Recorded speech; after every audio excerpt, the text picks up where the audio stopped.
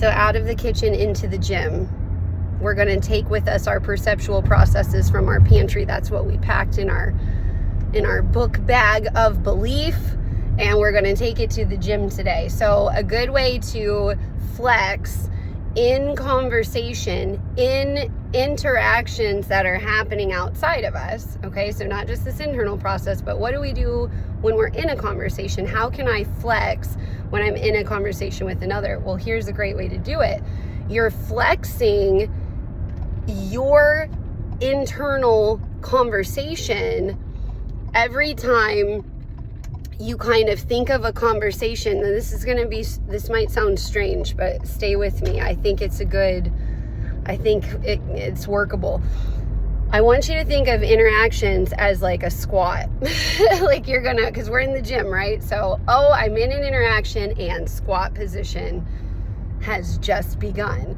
And so you're going to hold that squat for that whole interaction, because that whole interaction, what it's really authentically doing first and foremost, now that you're active participant in here, processing the process, what an interaction allows first and foremost is your choice power. Your choice power turns on and it says, how do I want to proceed in this interaction? And so enter the squat position. That squat position is holding steady. I'm going to stay in this squat position because this squat position is my safety. It's where I am secure.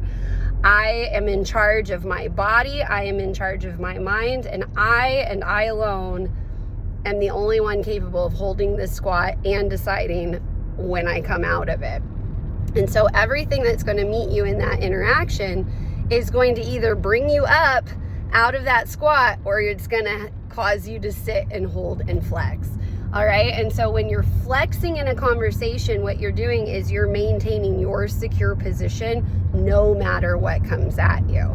So if this is a free-flowing, safe interaction, well, we've just come out of the squat together and we're hanging at the gym. We're walking on around. We're listening to the music.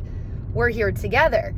If this is not the case and you recognize, ooh, I feel kind of stiff, I kind of feel like I'm holding position here, then you're going to use that opportunity to hold that position and to flex to yourself how strong you really are emotionally and intelligently. This is your ego intelligence getting a moment to participate. And you are going to show yourself, just like when you do every single day, you get up. Wow, good job. If you get up and you do more, let's say you get to the gym and you go to an actual gym, look at what you're doing just by stepping into that place. And so when you are in this perceptual place, you are already actively choosing. You're flexing that choice by maintaining your position and your security in that position. And then you're going to show yourself, just like you would at the gym, wow, I just did that. I didn't even want to get here and I got here. Or I didn't even, I don't know, I didn't really think this was going to be thrilling coming to the real gym today. And I came and I conquered that, that routine rut. Or maybe I'm at the gym and there's something I've been really working at and I did it and I showed myself I could do it. So this is that PR that we're after. We're after today. The PR is the personal responsibility. So I want to take responsibility for how I play, for how I participate in every single interaction. And some interactions are simply going to cause us to hold that squat position. And when the conversation is complete, we're going to come up out of that squat and it might be a little sore, right? Now we're back in our perceptual place. It might be a little sore sitting through those conversations we don't feel safe to give. We might call these the breath holds, right? But we have our breath because we are holding a squat. We know how to breathe here. We know how to hear that noise as the static that it is, and it's not moving me.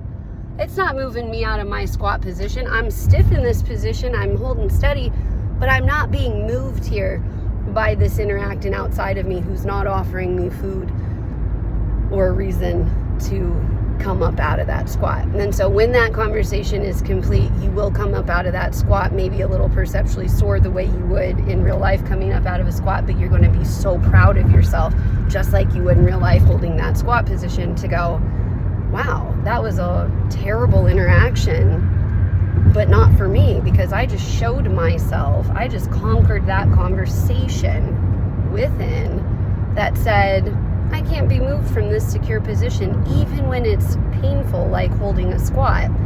I've got this.